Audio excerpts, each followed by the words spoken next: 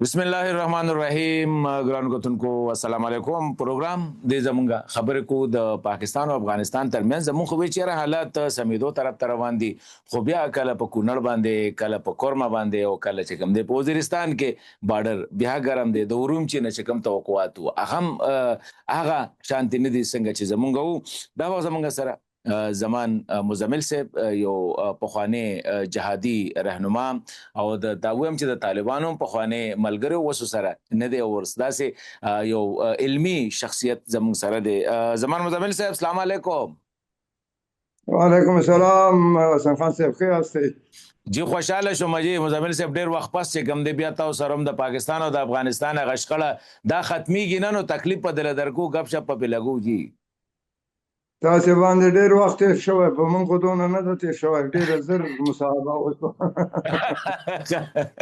ولمر صاحب درته وای چې زمونږ لګ تمه پیدا شو چیرې د چین کې چې دا مذاکرات کیږي او وو ورځ ناستو مونږ چیرې ډېر خبرې بشوي مخکې به پکې پرمختګ وشي.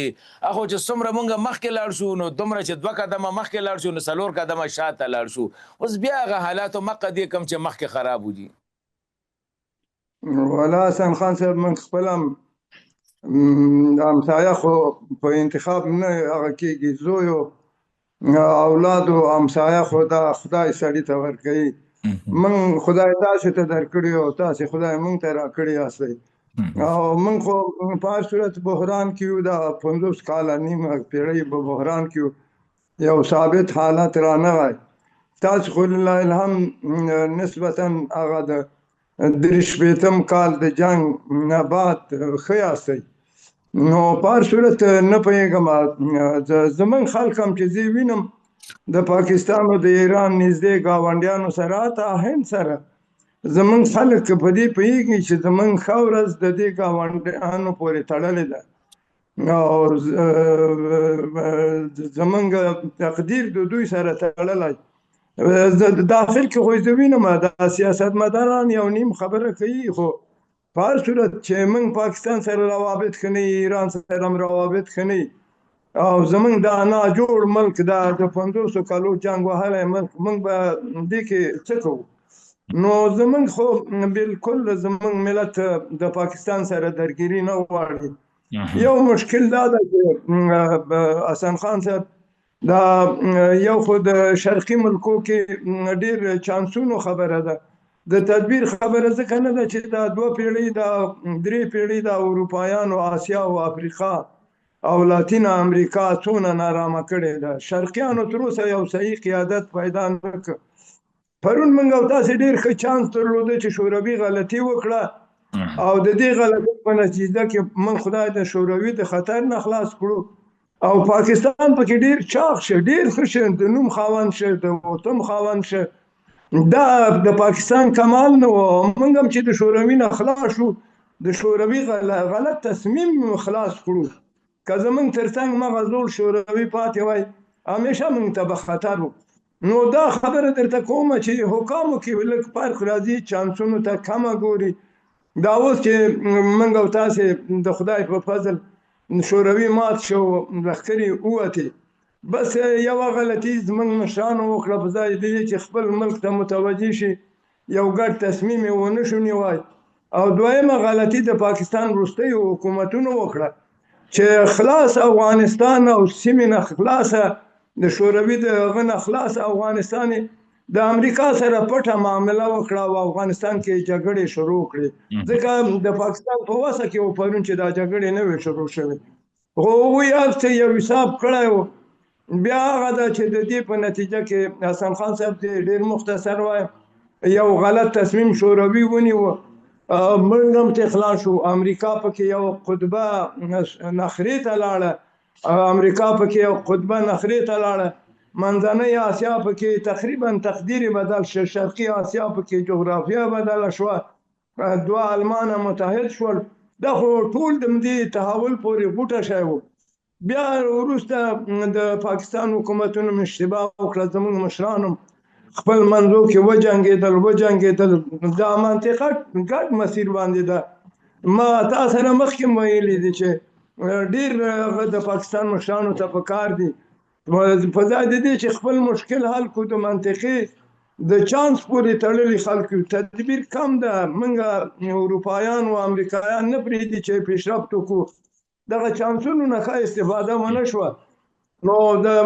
بیا هم هغه د امریکا په وخت کې خو تاسې یو کردار ادا کړ چې یو قدم هم د امریکا سره موږ طالبانو سره مخ، 2 قدم هم د امریکایانو سره، خو په هر صورت تحول راغی. نو بیا نه و پکار ستاسې مشرانو ته او زموږ مشرانو ته چې دا مسله جنګ ته بوځي. د وطن مشکل یعنی تاسې ګوره ستاسې څونه مشکلات دي، ستاسې مشرانو نه زموږ خواهش دی د سیاستمدارانو نه، ته په ځای د دې چې د بلوچو مشکل حل کړي، ته په ځای چې د پښتنو مشکل حل کړي، ته په ځای د دې چې د عمران خان سره یوې نتیجې ته ورسېږي او په زور دې بندي کړي. دا مشکلات خو طبیعي د خپل ملک مشکلات دي، د خپل ملک مشکلات نه حلو اضافه د افغانستان سره درېږو. موږ هم دغسې ده، موږ ته هم نه مزمل صاحب زموږ ملک ته هم دي پکار چې د خپل مشکلات نه حل دي. اوس موږ 10 میلیونه مهاجر لرو او 10 ډلې بیرون دي، په ځای د دې چې موږ تاسې پرېږدي چې د خپل مشکل حل کړو، نو دغه مشران چې دي فکر کوم د کورو کې څه مشکل لري، ستاسې مشران کورو کې به څه مشکل لري، په ځای د دې چې خپل مشکلات حل کوي. هغه خپل مشکلات ډیر خطرناک او جدي دي نظر دې ته چې افغانستان مزمل صاحب ګوره د وخت کې ټول اسلامي دنیا هر یو کس غواړي چې پاکستان سره مې دوستی شولې، پاکستان سره تعلق وساتم، پاکستان د اسلامي نړۍ یو ډېر ښه کردار ادا کوي. یو تاسو افغانستان په دې وخت کې یو داسې ګروپ په شا باندې ولاړ یې چې پاکستان د توي زما بلکې هغه ورځ چینو مو وې چې نو رئیس مسله نشته، دغه یو مسله ده. نو دا ولې تاسو د پاکستان په ځای د پاکستانیانو په ځای اکثر تاسو دا خبره کوي چې پاکستان تاسو سره ډیر زیات ښه کړي، د پاکستان ولس سره ډیر ښه کړي، نو خو دغه خلک دي نه هغوی ته بد وایي، نه وباسې، نه دهشتګرد ګڼئ، بلکې بعضې ټیم کې خوشحالېږي بیروني مجاهدینو ته وایي. نو په دې حالاتو کې بس تاسو نه خلک څه خوشحاله شي؟ مزمل صاحب نه، موږ نه خو حسن خان صاحب خوشحالېږئ که نه خوشحالېږئ، دا په لویه کې زه دا خبر درته کوم چې یو 12 میاشتې نور هم صبر وکړه چې پاکستان تقدیر څه کېږي د امریکا او د ایران په جګړه کې. یو 12 میاشتې نور هم ته صبر وکړه چې تاسې کوم ځای ته ځئ. خلیج و عربان خو په ابراهیمي اتحاد کې هغه ځای ته لاړ چې اوس حیران پاتې دي، نه د امریکا سره درېدی شي، نه د ایران سره جنګ کولی شي. زه فکر کوم دا تقدیر په تاسې هم را روان ده. دا بیله خبره ده چې تاسې د امریکایانو سره یوه دوستي لرئ، د هغې کړکۍ نه ورننوتئ، او دا ډېره طولاني نه ده چې تاسې پاکستان ملت فکر وکړي چې پاکستان نن یوه لویه قضیه کې مصلح ده. دا مصلح حیثیت که تاسې ته پاتې شي خو ښه ده، نه پاتې کېږي درته. زه دا مسله ډېره پیچیده وینم. او دویم دا چې موږ ګناهګار نه یو، ځکه دا زموږ طالبان هم ستاسې مدرسو کې لوی شوي، ستاسې خپلو مدرسو کې لوی شوي، هغه استادانو ته شکایت وکړئ.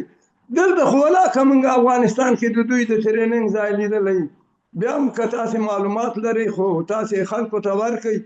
زه خو فکر کوم زه خو کابل کې زیږېدلی یم او کابل کې اوسېږم. زه تا ته خو د دې صوبه سرحد او د دې پاکستاني ملایانو هغه اندازه معلومه ده. ستاسې ملک هم زموږ غوندې ګډوډ ده، د کنټرول لاندې هم نه ده، فقط خوب کې وینئ چې دا د افغانستان نه راځي. ته د بانو نه د دې تړانګې نه خبرې چې دا څونه وخت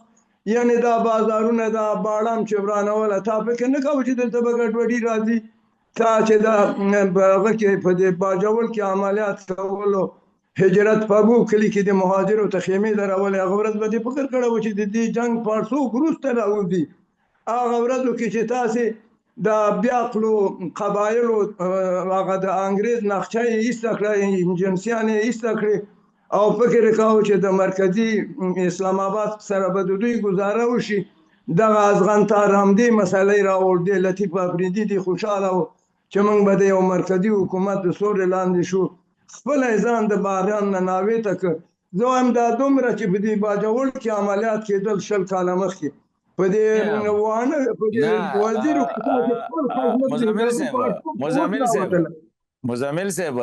هغه د مرکزی حکومت نه لاړل صوبې سره شو مخکې د مرکز سره وو دغه قبایل مخکې د مرکز سره و صوبې ته لاړ نو اوس خو ډېر خوشاله دي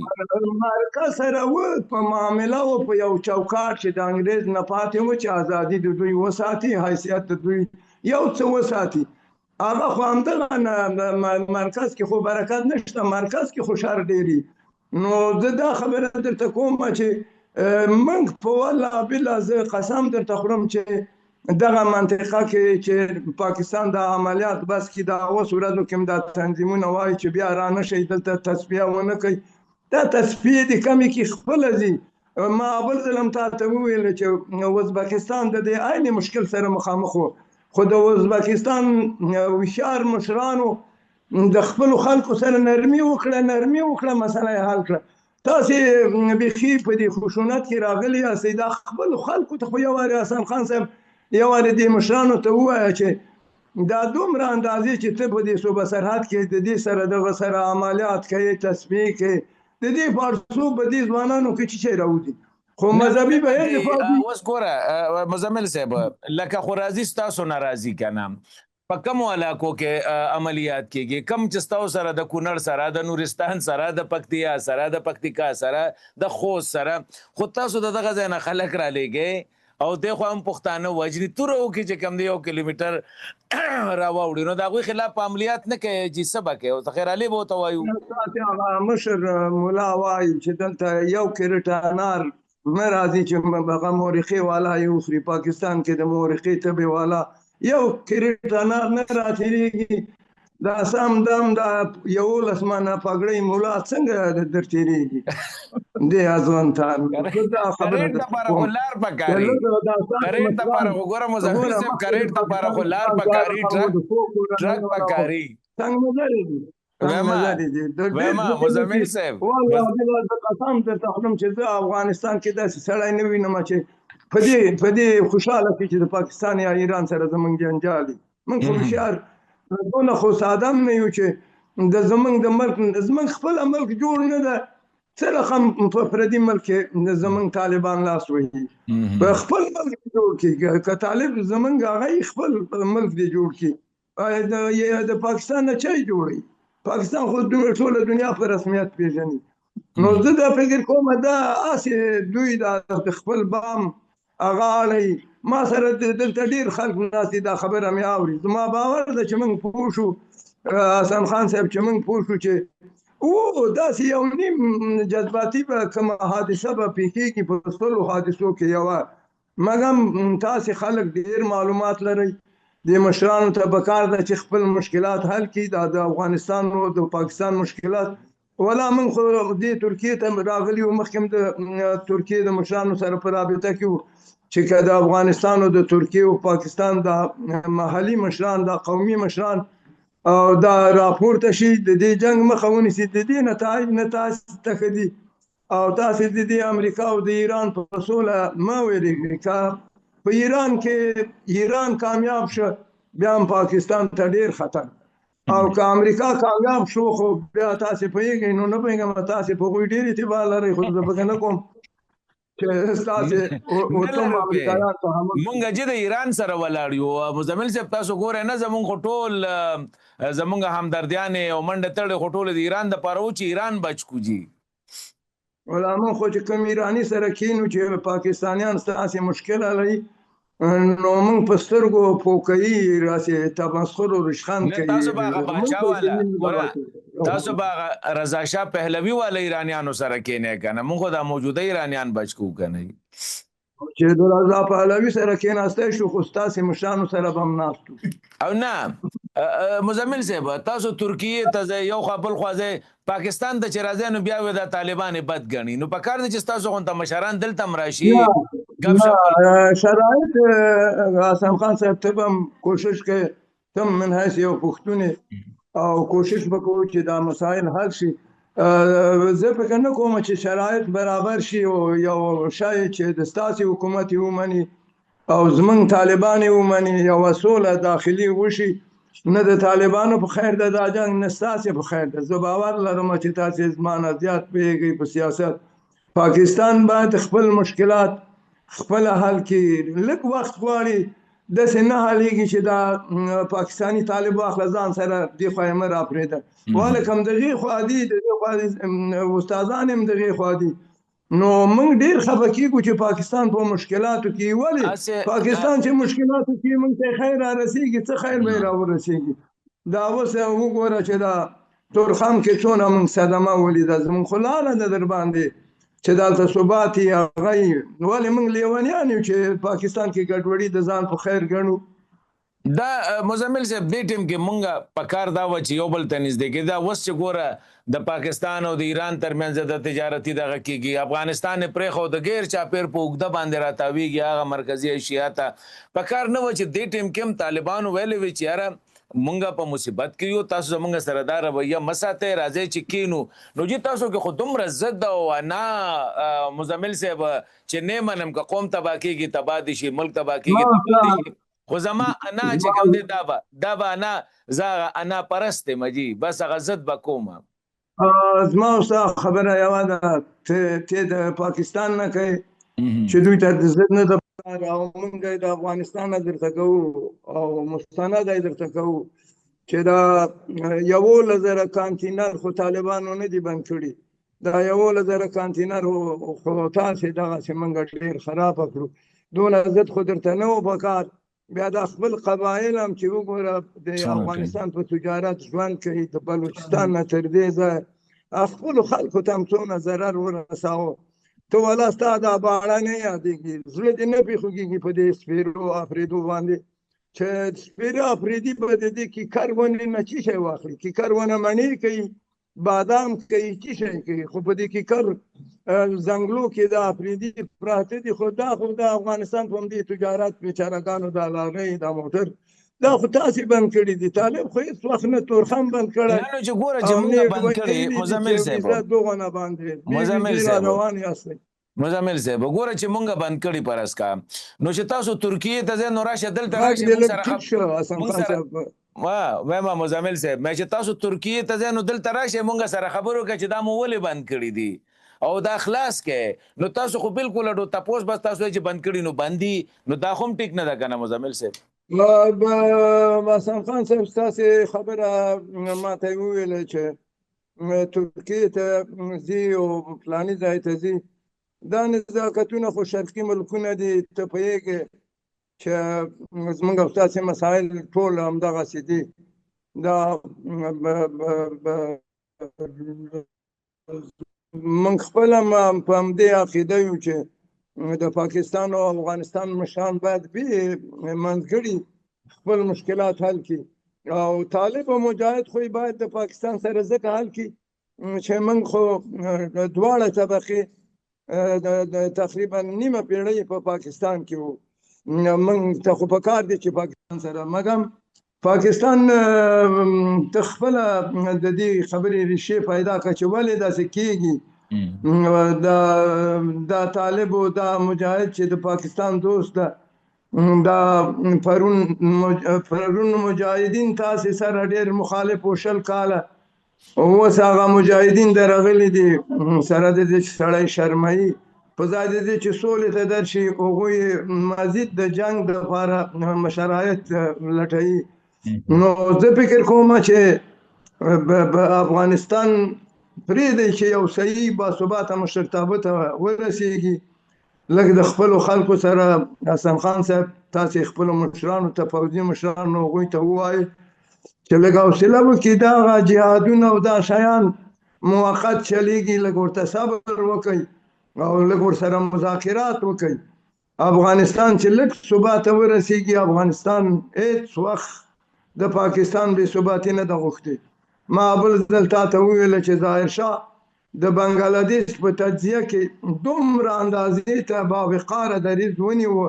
هغه پوهېده چې منطقه مزیده بې نظمه شي، افغانستان ته مشکله ده. زمونږ خلک د منطقې په رابطه هم فکر کوي، د وطن په رابطه هم، او ستاسې مشرانو ته هم پکار دي